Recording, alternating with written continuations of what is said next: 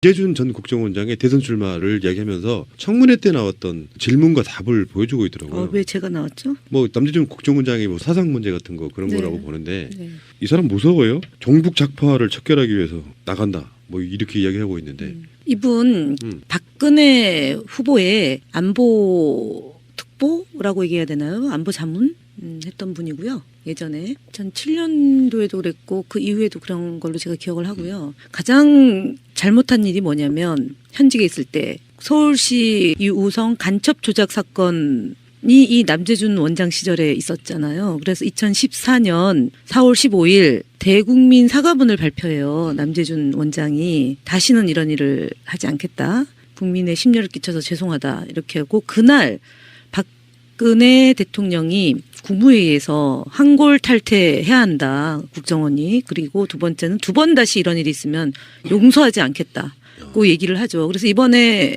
헌법재판소에서 판결할 때 판결문에 보면 2014년 4월 15일 저녁부터 2014년 4월 16일 오전 10시까지를 특정하지 못했잖아요. 그래서 저는 계속적으로 얘기했던 게 4월 15일 저녁에 박근혜 전 대통령이 무엇을 했을까. 왜냐하면 서울시 간첩 조작 사건으로 인해서 대통령이 사과를 한 것은 본인으로서는 수모고 수치거든요. 그래서 모든 이 박근혜 정부의 핵심은 그 유우성 간첩 조작 사건, 그러니까 지방선거를 앞두고요. 간첩 조작 사건과 세월호 참사가 발생하는 그 4월 15일과 4월 16일이다. 그거에 한 복판에 있었던 남재준 원장이 종북을 척결한다는 미명하에 대통령 후보로 나오는 것은 이분도 참 이해가 안 돼요. 난독 불가합니다, 이거는. 네.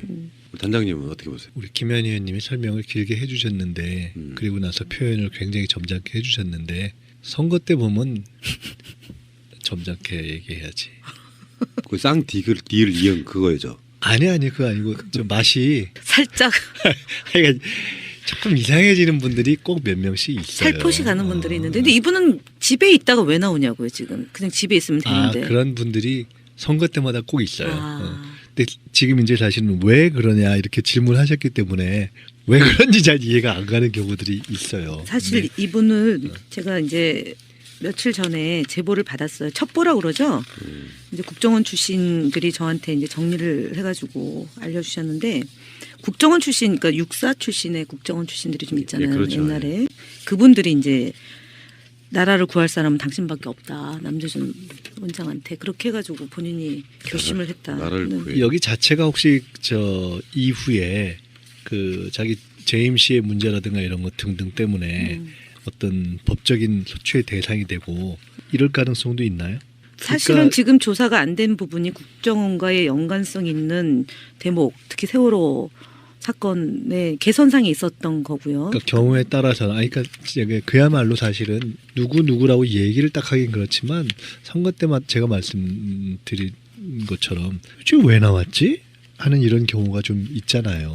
이 경우 굉장히 생뚱맞은 경우죠. 그렇죠. 굉장히 생뚱맞은 경우. 그래서 제가 무슨 본인 스스로 생각하기에 뭐 찜찜한 게 있나라는 생각이 들 정도. 저는 오히려 정반대로 이야기해보고 싶어요. 그렇게 갑툭튀를 하게 되면 주목을 받잖아요. 뭐가 있어서가 아니고 복잡하게 생각할 것도 없이 정말 이상한 사람인 거. 그렇죠. 그러니까 이상한 사람인 거죠. 그러니까 나라를 구할 사람이 자기밖에 없다. 왜냐하면 이분이 그 야인으로 있을 때 퇴직하고요. 야인으로 있을 때 그 나라 사랑 특강 있지 않습니까? 그런 걸 많이 하고 다녔어요. 그다음에 5.16에 대해서도 그렇고 4.19 대해서 그렇고 5.18에 대해서 사상이 불순한 사람이죠. 5.18은 우리가 늘 얘기하던 북한의 소행에 따른 뭐 이런 일이다라고 얘기하는 거고요. 그다음에 그 5.16은 혁명이라는 그런 시각을 갖고 있는 분이에요. 굉장히 단신이라는 것 치고는 너무 많이 얘기하는 그러니까요. 것 같아요. 네, 알겠습니다. 남재준은 나오면 세월호 사건 얘기를 안 할 수가 없어요. 안 할 수가 없죠. 그거 아니고 좀 맛이 살짝 하여간 조금 이상해지는 분들이 꼭 몇 명씩 있어요. 살포시 가는 분들이 있는데 근데 이분은 집에 있다가 왜 나오냐고요 지금. 그냥 집에 있으면 되는데. 그런 분들이 선거 때마다 꼭 있어요. 근데 지금 이제 사실은 왜 그러냐 이렇게 질문하셨기 때문에 왜 그런지 잘 이해가 안 가는 경우들이 있어요. 사실 이분은 제가 이제 며칠 전에 제보를 받았어요. 첩보라고 그러죠. 이제 국정원 출신들이 저한테 이제 정리를 해가지고 알려주셨는데 국정원 출신, 그러니까 육사 출신의 국정원 출신들이 좀 있잖아요. 네, 그렇죠. 옛날에 그분들이 이제 나라를 구할 사람은 당신밖에 없다. 남재준 원장한테 그렇게 해가지고 본인 이재준 전 국정원장의 대선 출마를 이야기하면서 청문회 때 나왔던 질문과 답을 보여주고 있더라고요. 왜 제가 나왔죠? 뭐 남재준 국정원장이 뭐 사상 문제 같은 거 그런 네. 거라고 보는데 네. 이 사람 무서워요. 종북 작파를 척결하기 위해서 나간다. 뭐 이렇게 이야기하고 있는데 이분 박근혜 후보의 안보 특보라고 얘기해야 되나요? 안보 자문 했던 분이고요. 예전에 2007년도에도 그랬고 그 이후에도 그런 걸로 제가 기억을 하고요. 가장 잘못한 일이 뭐냐면 현직에 있을 때 서울시 유우성 간첩 조작 사건 이 남재준 원장 시절에 있었잖아요. 그래서 2014년 4월 15일 대국민 사과문을 결심을 했다. 나라를 구해. 여기 자체가 혹시 저 이후에 그 자기 재임 씨의 문제라든가 이런 것 등등 때문에 어떤 법적인 소추의 대상이 되고 이럴 가능성도 있나요? 사실은 그러니까 지금 조사가 안 된 부분이 국정원과의 연관성 있는 대목, 특히 세월호 사건의 개선상이 있었던 거고요. 그러니까 경우에 따라서는 그러니까 그야말로 사실은 누구라고 얘기를 딱 하긴 그렇지만 선거 때마다 제가 말씀드린 것처럼 지금 왜 나왔지? 하는 이런 경우가 좀 있잖아요. 근데 이 경우 굉장히 생뚱맞은 경우죠. 그렇죠. 굉장히 생뚱맞은 경우. 그래서 제가 무슨 본인 스스로 생각하기에 뭐 찜찜한 게 있나. 한 것은 본인으로서는 수모고 수치거든요. 그래서 모든 이 박근혜 정부의 핵심은 그 유우성 간첩 조작 사건, 그러니까 지방선거를 앞두고요.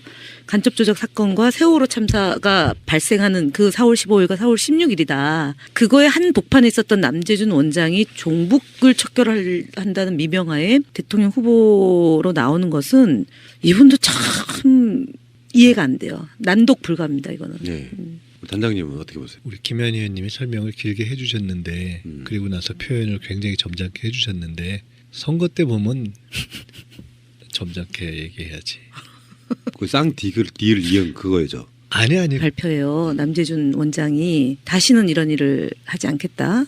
국민의 심려를 끼쳐서 죄송하다. 이렇게 하고 그날 박근혜 대통령이 국무회의에서 한골 탈퇴해야 한다. 국정원이. 그리고 두 번째는 두 번 다시 이런 일이 있으면 용서하지 않겠다. 고 얘기를 하죠. 그래서 이번에 헌법재판소에서 판결할 때 판결문에 보면 2014년 4월 15일 저녁부터 2014년 4월 16일 오전 10시까지를 특정하지 못했잖아요. 그래서 저는 계속적으로 얘기했던 게 4월 15일 저녁에 박근혜 전 대통령이 무엇을 했을까. 왜냐하면 서울시 간첩 조작 사건으로 인해서 대통령이 사과를